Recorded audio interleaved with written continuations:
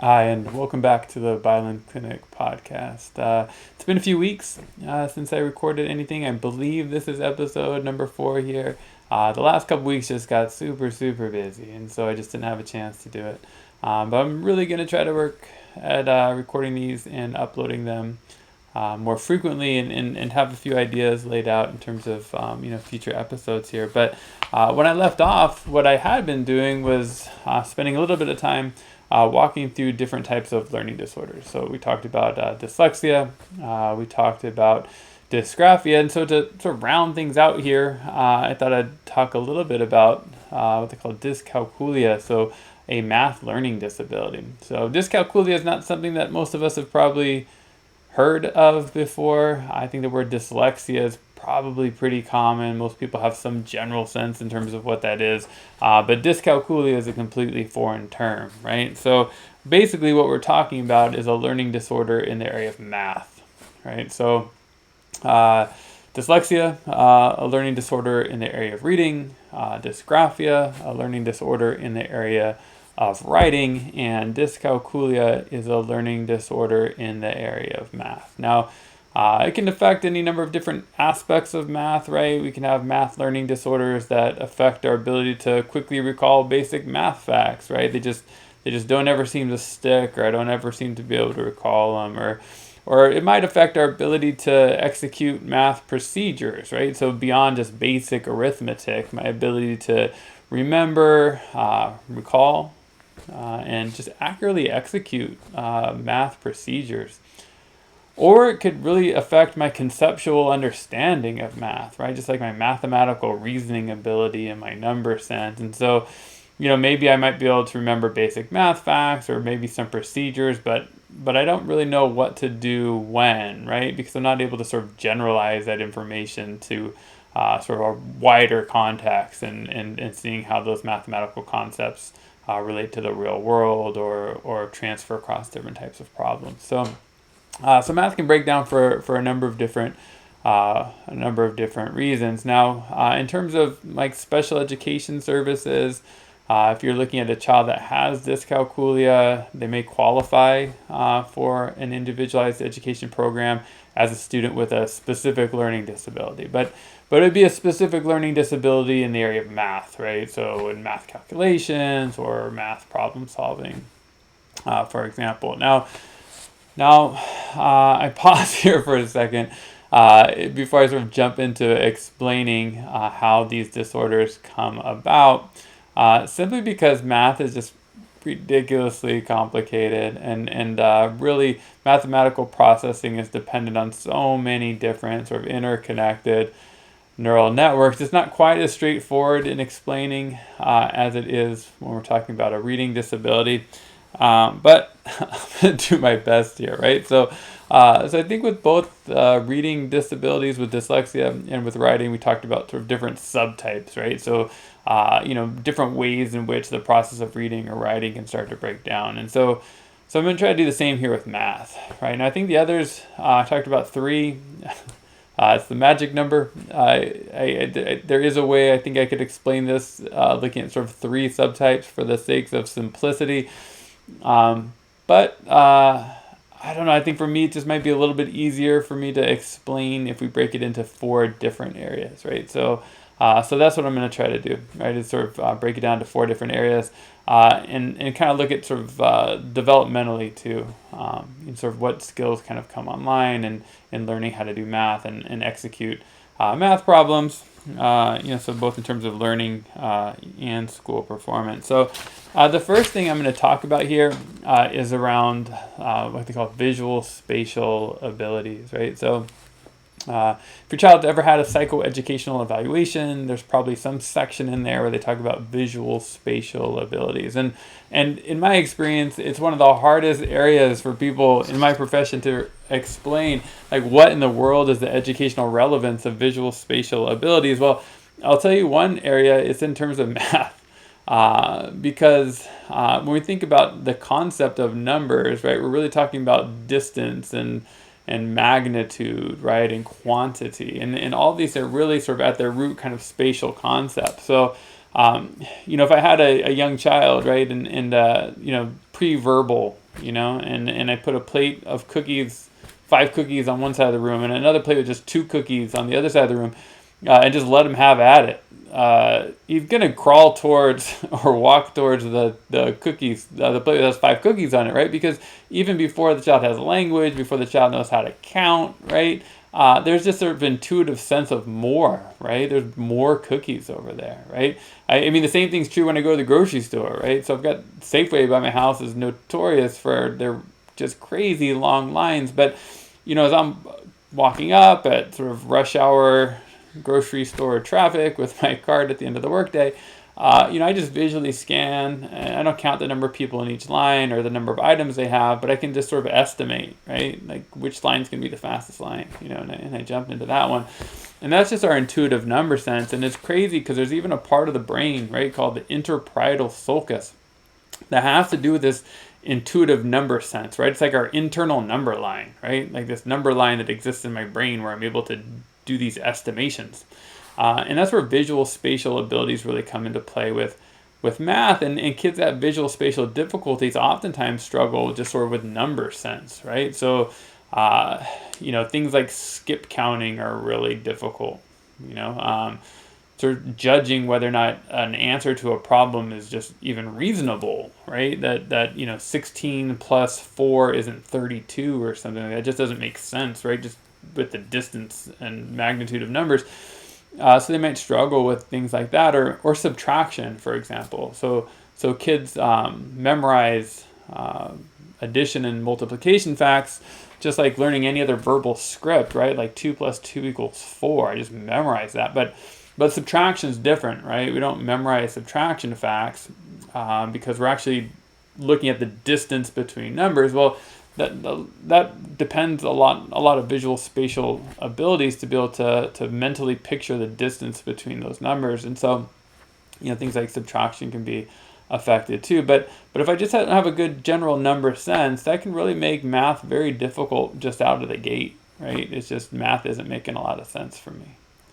Now, our visual spatial abilities are good for estimation, right? It's a real rough processing ability, right? So it's limited, so if the numbers are small, I can quickly gauge which is bigger or smaller, right? Or if there's like a really big distance between the two numbers, I can gauge which one is bigger or smaller, right? So if I had 5 and 2, I can tell, right? If I had 50 and 20, I can tell the difference, right? But if I had 55 and 52, right, higher number, smaller difference, I can't estimate that, right? And at that point, I need some tool for being much more precise. And that's where language and other symbols, like number symbols, come into play, right? And because we're then able to execute things with a lot of precision, right? So things like memorizing basic math facts and being able to quickly recall them, right? Being able to remember math procedures, right? And how to execute those. All of those are really dependent on our verbal abilities and our ability to represent numbers with symbols that then allow me to calculate things with much more precision. So if kids have language processing disabilities, a lot of times this may occur with early reading difficulties, but they may have a hard time remembering basic math facts, right? They struggle to remember basic arithmetic, addition, and multiplication. And they may struggle later with sort of aspects of sequencing in performing various math operations. And that may be related to some language or symbolic processing difficulties. So we have got our kids with visual spatial difficulties, right? Our kids with language and memory difficulties struggling with math. And that would cover sort of 2 of the 4 areas. The third one is as we sort of advance in math, not only do I have to have a decent number sense, I've got to be able to remember and recall math facts and procedures, but now as math becomes more complicated, right, there's a lot more variables involved in performing various math operations. It requires a lot more what they call like working memory and different executive skills. So working memory is really our ability to mentally manage multiple pieces of information that I need to execute a task, right? So So a real clear example for parents, right, is telling our kid to do 3 things, and did they remember them, and did they do them in the right order, right? That's working memory. But in math, I have to not only remember my math facts, and have a recall of some of these procedures, but I also have to remember the sequence of steps, keep all that information active in my awareness as I'm going through the sequence of steps, right? So not just remembering the sequence of steps, but being able to execute it, right? As I'm performing one operation, I'm still tracking on the thing that I did just before it. I'm still keeping track of the next step in the process, right? All of those things require a lot of working memory, and there's other what they call executive skills too. So things like self-monitoring, right, and attending to details, which can really sort of trip you up when you're having to be really precise in your executions. Because if you miss one step, or if you misread a sign, or you don't carry something down into the wrong column, suddenly the whole math problem falls apart, right? Now, on some level, it's more of an execution difficulty than a learning difficulty, right? Because it's not that you're having a hard time understanding or retaining the information, but more of an issue with execution. The problem, though, is that over time, you start to develop really bad habits, and some really significant gaps in learning start to occur. They have this saying like practice makes perfect, right? But that's not true. Practice makes permanent, right? So if you keep doing something the wrong way, or doing something a different way each time, you're not going to remember the right way to do it, right? And the more times I repeat a process, the more habitual it becomes, the more automatic it becomes, and the harder it is to unlearn, right? So not only am I learning to do it the wrong way, but it's going to be harder now for me to unlearn doing it the wrong way in order to learn how to do it the right way. So these execution difficulties can lead to really significant gaps in kids' math calculation skills. Maybe not their conceptual understanding of math, but their execution of math operations can really be significantly impacted because of these working memory and executive skills deficits. So that kind of leads us to the fourth area that can really trip us up with math, and that really has to do with our semantic or conceptual understanding of math, right? So this does tie into that visual spatial ability, right? Sort of that number sense, but there's this other portion of it that has more to do with just reasoning, right? So not just my ability to perceive things in space and distance and magnitude, but my ability to see patterns, right? And not only my ability to perceive patterns, my ability to then apply those patterns to solve new types of problems, right? So, and this has a lot to do with what they call in assessment reports like fluid reasoning, right? Or more specific to math, what they call quantitative reasoning. But really what this has to do with, again, is that ability to see patterns and then take what I've learned and apply those to new problems in order to solve problems and execute tasks that are unfamiliar to me, right? So this is this what they call this fluid reasoning ability. And it really affects our conceptual understanding of math, right? So there's a lot of different ways that math can start to break down, right? And it's really very complicated. It's not nearly as sort of like linear, and it's certainly not trying to explain than it is with a reading disability, for example. But again, our visual spatial abilities can affect our basic number sense. Language processing difficulties can affect our ability to remember and recall math facts and procedures. Could also affect our ability to understand the language of math, right? There's an aspect of learning a new language with math, and words like perpendicular, quadrilateral, right? These are all different new language that I have to be able to remember. But then also those procedural aspects, related to working memory and executive functions. And then lastly, sort of that conceptual reasoning ability that's involved in math, and it can affect different aspects of the of math problem solving. So yeah, that's that in terms of math assessments.